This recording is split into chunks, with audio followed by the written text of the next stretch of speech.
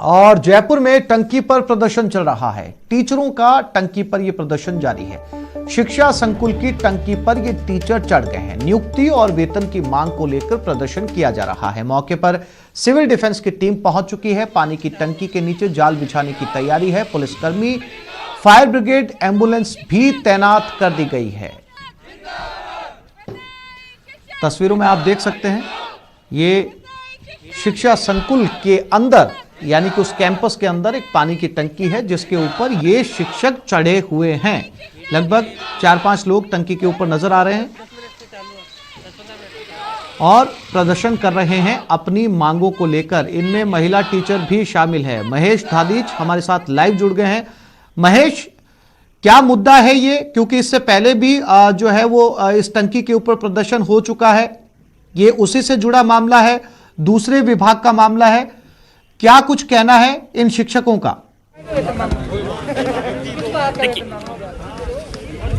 देखिए 900 स्कूलों में करीब 1800 जो शिक्षक हैं, व्यावसायिक प्रशिक्षक, वो यहाँ पर ट्रेनिंग दे रहे थे। लेकिन लंबे समय से कोरोना काल में भी बेरोजगारी की मार झेल रहे हैं और लगातार जो आंदोलन है वो यहाँ पर कर रहे हैं। आज इनका जो प्रदर्शन है वो अलग तरीके का देखने का मिला है और इसमें भी जो 3 अभ्यर्थी ऐसे हैं जो पानी की टंकी पर चढ़े हुए हैं और अपनी मांगों को सरकार के पास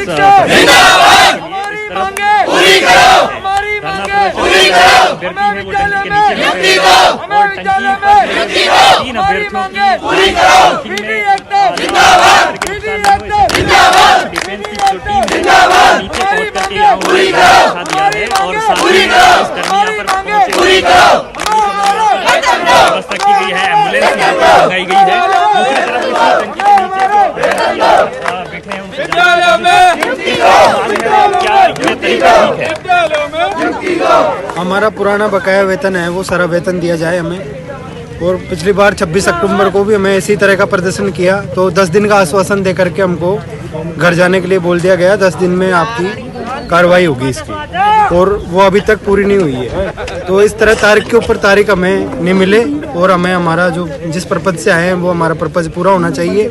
हमें हमारी पहले तो सैलरी मिले पुरानी बकाया जो, फिर विद्यालयों में नियुक्ति मिले और लगातार ये आपकी मांगे बिल्कुल ठीक है, लेकिन क्या प्रदर्शन का यह तरीका ठीक है कि अपनी मांगे मनवाने के लिए आप टंकी पर चढ़े? गूंगी और बेरी सरकारों को सुनाने के लिए, हमारी मांग रखने के लिए हमने गांधीवादी तरीके से पिछली बार काफ़ी बार धरना प्रदर्शन किया। माननीय मंत्री जी ने भी पिछले 6 महीने पहले कहा था 1 महीने में आपका सारी बातों का मान कर देंगे, लेकिन आज तक उस चीज़ का कोई भी हमारे हल नहीं निकला और हम पिछले अप्रैल से लेकर अब तक बेरोजगार हैं और आर्थिक तंगी से। अभी किसी तरह की बातचीत हुई है आप लोगों की?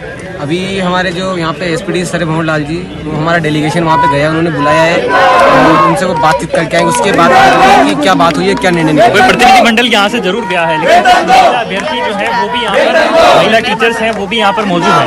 आप लोगों से जानना चाहूँगा, ऊपर जो गई हैं 2 महिला शिक्षिका भी हैं, किस तरह से आप लोगों की मांग है और क्या अभी तक उसका समाधान हुआ है? आप लोग काफी लंबे समय तक हमारा कोई समाधान नहीं हुआ है। लॉकडाउन के पहले से हमको स्कूल से मतलब नियुक्ति नहीं दे रहे हैं और लॉकडाउन हटने के बाद भी हमको नियुक्ति नहीं दे रहे।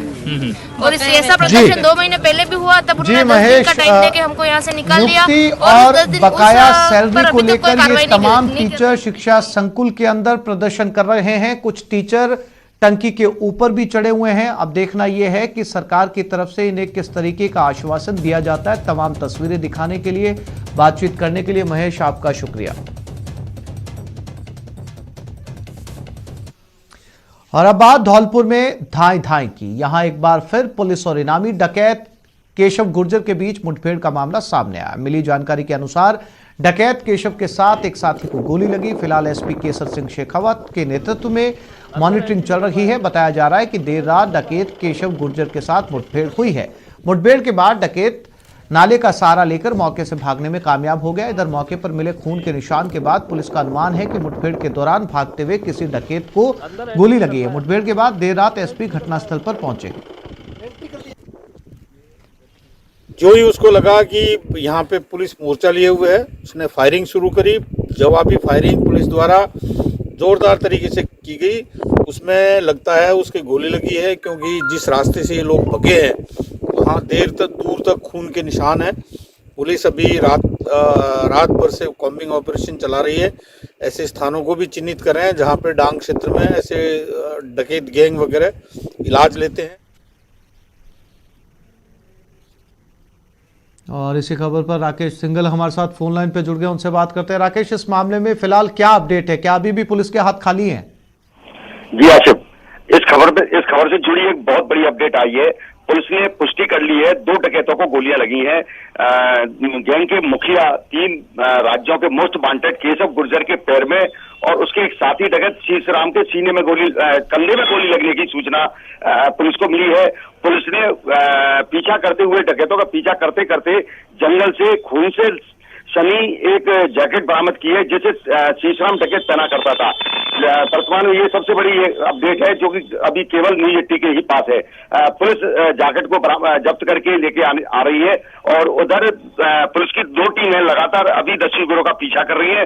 पुलिस को एक अच्छी उपलब्धि की सफलता की आशा है। पुलिस का मानना है कि घायल होने के बाद दस्यु गिरोह अब पूर्व की तरह ज्यादा नहीं भाग सकता, पहले की तरह जल्दी छुप नहीं सकता, क्योंकि खून के निशान जंगल में जहां जहां वो जा रहे हैं वहां फैलते हुए जा रहे हैं। जी आसिफ। राकेश, अगर पुलिस को ये सफलता भी हाथ लगी है तो उम्मीद बांधी जा सकती है, लगाई जा सकती है कि कुछ ही समय के अंदर ये डकैत पुलिस के हत्थे चढ़ जाएंगे? बिल्कुल आसिफ, जिस तरह से आज सुबह से इनका पीछा कर रही है, देर रात्रि 2 बजे पुलिस ने अपने मुखबिर की सूचना के हिसाब से बड़े योजनाबद्ध तरीके से इसको घेरने का प्रयास किया था। ये एक दिन पहले बिजली घर पर आया था, आकर के इसने वहां पर जो काम कर रहे मजदूर हैं उनके साथ मारपीट की और ठेकेदार से बहुत वसूली मांगी थी। राकेश, हमारे साथ योगेंद्र सिंह एसएचओ भी जुड़ गए, उनके साथ बात करते हैं। योगेंद्र जी, क्या अभी भी आपके हाथ खाली हैं? क्योंकि मुठभेड़ हुई है, गोलियां लगी है। आप जो पुलिस की तरफ से बयान सामने आ रहा है उसमें कहा जा रहा है कि एक डकैत को जो है वो गोली लगी है, खून के निशान मिले हैं, लेकिन अभी भी आपके हाथ खाली हैं।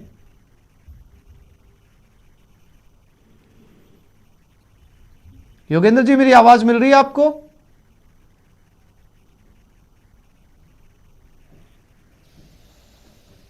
योगेंद्र सिंह एसएचओ से बात नहीं हो पाई। हमारे साथी राकेश हमारे साथ लगातार जुड़े हुए हैं।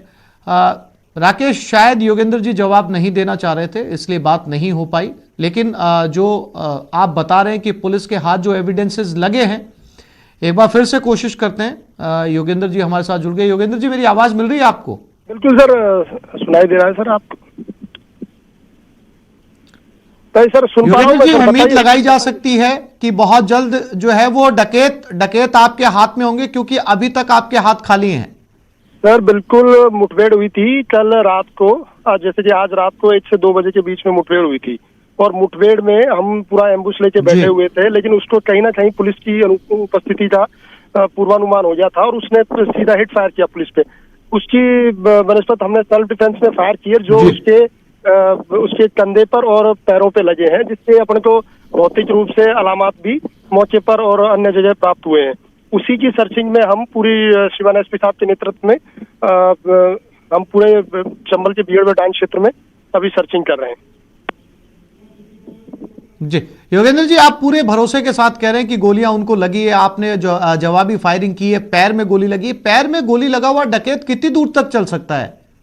सर बिल्कुल, पैर में गोली लगी है, लेकिन पैर में जैसे पैर तो टच होके गोली गई है और जो ब्लड पड़ा हुआ है वो इस चीज का, जो मौके पर ब्लड भी है, तो वो इस चीज को अपन कह सकते हैं कि उनके गोली लगी है। ये सर। जी योगेंद्र जी, जानकारी के लिए आपका बहुत शुक्रिया। राकेश, आपका भी शुक्रिया हमसे जुड़ने के लिए, तमाम जानकारी देने के लिए। एसएचओ योगेंद्र सिंह बता रहे हैं कि बहुत जल्द उनके हाथ डकैत लगेंगे, क्योंकि उनका मानना है कि जवाबी फायरिंग के दौरान 2 डकैतों को गोलियां लगी हैं।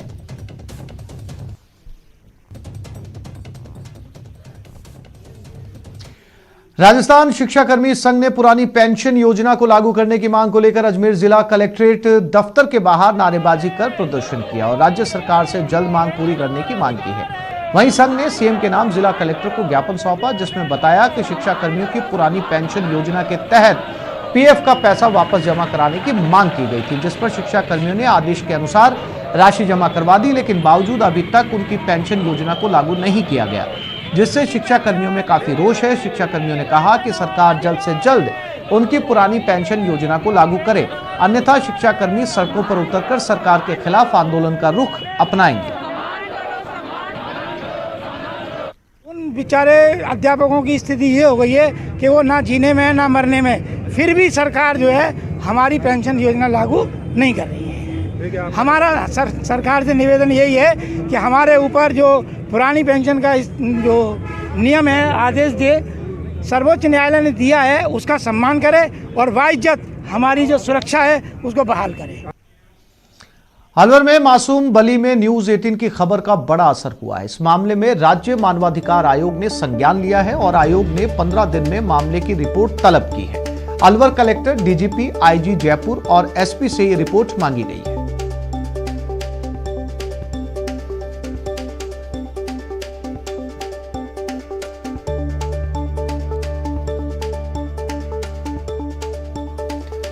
तो न्यूज 18 की खबर का बड़ा असर, 15 दिन में राज्य मानवाधिकार आयोग ने कलेक्टर, डीजीपी, आईजी और एसपी से ये रिपोर्ट तलब की है। अलवर में एक मासूम की हत्या की गई थी, जिसके बाद माना जा रहा है कि ये राज्य मानवाधिकार के दखल के बाद इस मामले में जल्द ही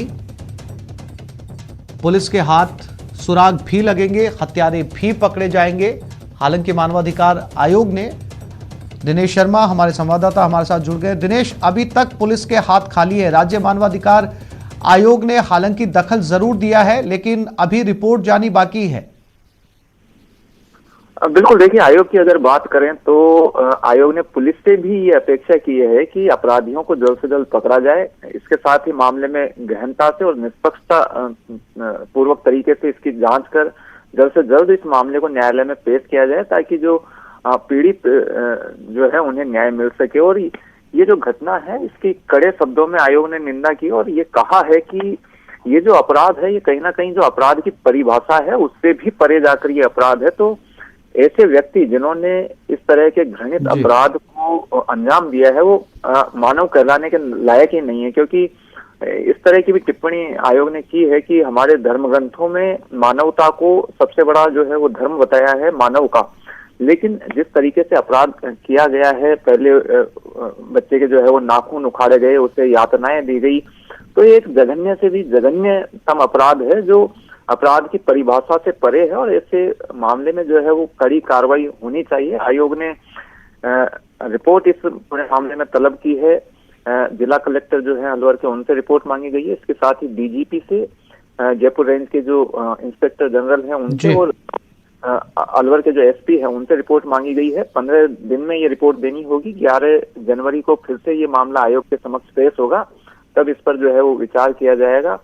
तो ये जो है काफी गंभीर मामला जिस तरीके से सामने आया है, और न्यूज 18 ने जिस तरीके से इस खबर को, आयोग ने न्यूज 18 का भी हवाला अपनी जो रिपोर्ट है उसमें बिल्कुल जी। दिनेश, जानकारी के लिए आपका धन्यवाद।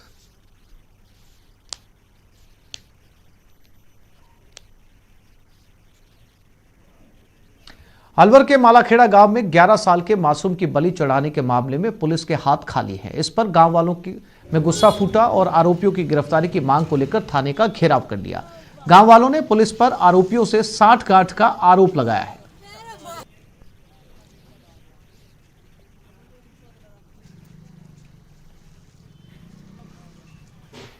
ये हमारे नावली गांव में एक निर्मल बाबू भैरवा समाज का एक 10 वर्षीय बच्चे की निर्मम हत्या कर दी गई। तंत्र विद्या का नाम लेकर पूर्व षड्यंत्र रचकर निर्मम रूप से उसके नाक कान काट कर हत्या की गई है, जिससे पूरे इलाके में लोगों में रोष है। उसने कहा कि अभी तो कुछ नहीं, तुम्हारा 1 घंटे में आ जाएगा। निर्दोष है जो को बंद कर रहा क्या है, और जो अपराधी हुआ को खानो आनो खाबा खिंदारे हैं और हमको उल्टो धमकावे। और भीलवाड़ा में 5,000 रुपए की रिश्वत लेते हुए एक सब इंस्पेक्टर को ट्रैप किया गया। सब इंस्पेक्टर मथुरा सिंह को गिरफ्तार कर लिया गया है। कोटड़ी थाने में ये एसआई तैनात था। परिवादी सुखदेव जाट से उसके खिलाफ दर्ज एक मामले में रिश्वत मांगी गई। एसीबी के निरीक्षक शिव प्रकाश ने कार्रवाई की है।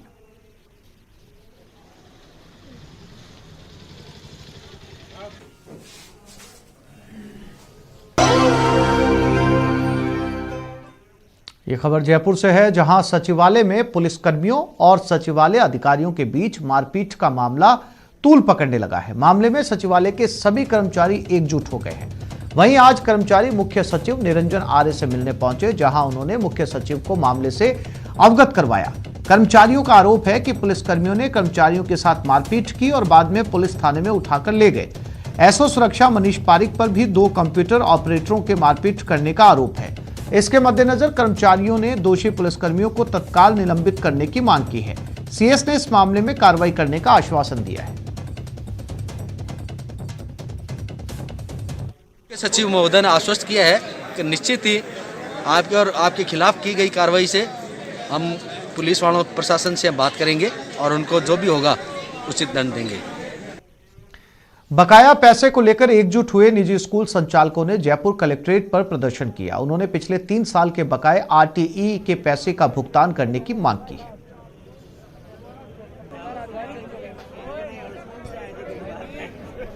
राज्य के करीब 50,000 निजी स्कूल संचालक इन दिनों आंदोलन पर है। इनका आरोप है कि आरटी का जो भुगतान है वो इन्हें नहीं मिल रहा है, लिहाजा सरकार के आर पार का आंदोलन का ऐलान जो है वो स्कूल संचालक कर चुके हैं। जयपुर में करीब 5,000 स्कूल संचालक हैं जो कि यहाँ इस आंदोलन में शामिल हुए हैं। तो प्रदेश भर से भी जो है जो स्कूल संचालक वो इस आंदोलन में अपनी मांगे उठा रहे हैं। क्या कुछ इनकी समस्याएं हैं, क्या मांगे हैं इनकी, जो स्कूल शिक्षा परिवार के अध्यक्ष हैं उन्हीं से बात करने की कोशिश करते हैं। किस तरह की मांगे है सर, क्या बातचीत हुई अभी तक? सर बेसिकली हमारी मांग ये है कि आरटी का पैसा जो हमारा 2 साल से अटका पड़ा है वो मिले। जब तक वो नहीं मिलेगा तो स्कूल की स्थिति बहुत ज्यादा खराब है। पहले तो पेरेंट्स फीस नहीं दे पा रहे हैं, वो गरीब भी हैं, उनसे ले भी नहीं सकते हम लोग, पर हम चाहते हैं सरकार तो हमको भुगतान दे ताकि अपने टीचर्स को वेतन दे सके। तो एक तो 800 करोड़ रुपए का जो हमारा भुगतान है पहले का वो मिले। तो बात 19-20 के बारे में सरकार के मंत्री जी का कहना है कि 9 महीने से स्कूल बंद है तो नहीं देंगे, उचित नहीं। हम ऑनलाइन एजुकेशन दे रहे हैं, जो भी व्यवस्थाएं हैं, तो कम से कम सरकार हमको भुगतान जारी करे। आपकी स्कूल चलती है यहाँ? जी हमारे अच्छा, किस तरह से समस्याग्रस्त हैं बाकी के जो आप देखते हैं कि स्कूल संचालक हैं वो किस तरह की परेशानी से जूझ रहे हैं? समस्या यही है कि आर्थिक संकट आ गया है, पैसे की कमी पड़ रही है। समस्या तो है ही है, आरटी का भुगतान हो जाए या स्कूल स्टार्ट हो जाए थोड़ा फायदा होगा, आसानी रहेगी, बच्चों के लिए भी फायदा है ताकि बच्चे बेचारे शिक्षा से महरूम है तो उन्हें भी शिक्षित किया जा सके। कैमरा पर्सन घनश्याम के साथ महेश दाधीच, न्यूज़ 18 जयपुर। हमारे जो छोटे आज कांग्रेस का 136वां स्थापना दिवस है। इस मौके पर कांग्रेस पार्टी के नेता और कार्यकर्ता शहर शहर तिरंगा यात्रा निकाल रहे हैं। कांग्रेस के स्थापना दिवस की 3 तस्वीरें आपको दिखा रहे हैं। पहली तस्वीर अजमेर की है, जहां कांग्रेस कमेटी दफ्तर पर श्रम मंत्री टीकाराम जूली ने झंडारोहण किया। दूसरी तस्वीर जयपुर की है, जहां पीसीसी अध्यक्ष समेत तमाम कांग्रेसियों ने कार्यक्रम में हिस्सा लिया। साथ ही तीसरी तस्वीर अजमेर की है, जहां कांग्रेस पदाधिकारियों और कार्यकर्ताओं ने कांग्रेस ध्वज के सामने कांग्रेस की मजबूती की शपथ ली।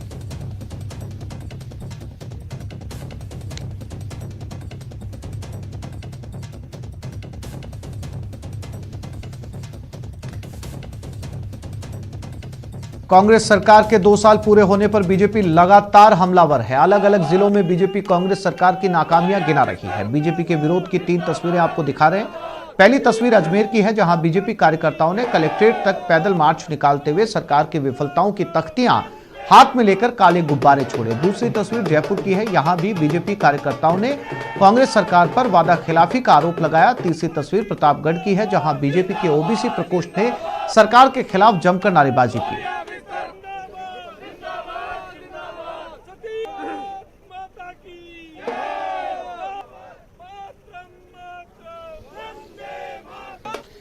साल के आखिर में वैष्णो देवी में जमकर बर्फबारी हो रही है। रविवार को वैष्णो देवी तीर्थ स्थल पर हुई बर्फबारी का वीडियो भी सामने आया है। इस बर्फबारी ने श्रद्धालुओं को उत्साह से भर दिया। आपको बता दें कि उत्तर भारत में इन दिनों कड़ाके की ठंड पड़ रही है। कई इलाकों में न्यूनतम तापमान 0 से नीचे चला गया है।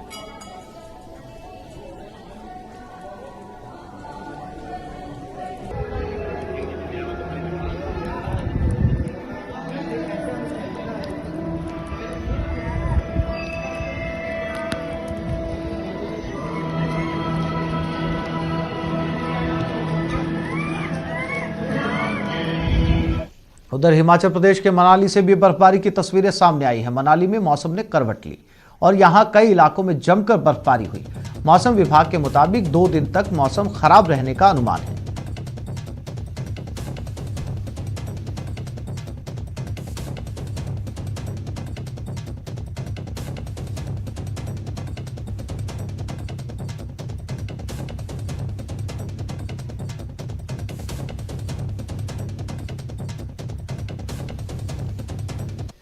और अब बात दौसा की, जहां के कलेक्ट्रेट चौराहे पर ट्रकों से अवैध वसूली करने का एक वीडियो वायरल हुआ है।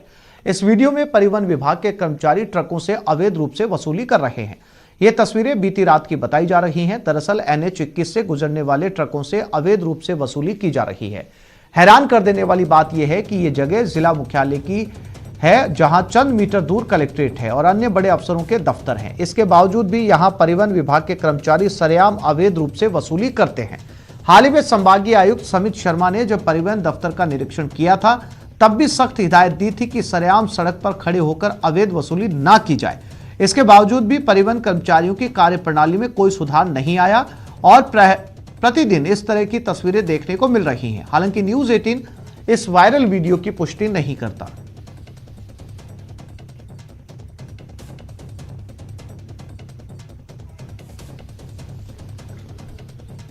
और अब देखते हैं वायरल टॉप 10। सोशल मीडिया पर एक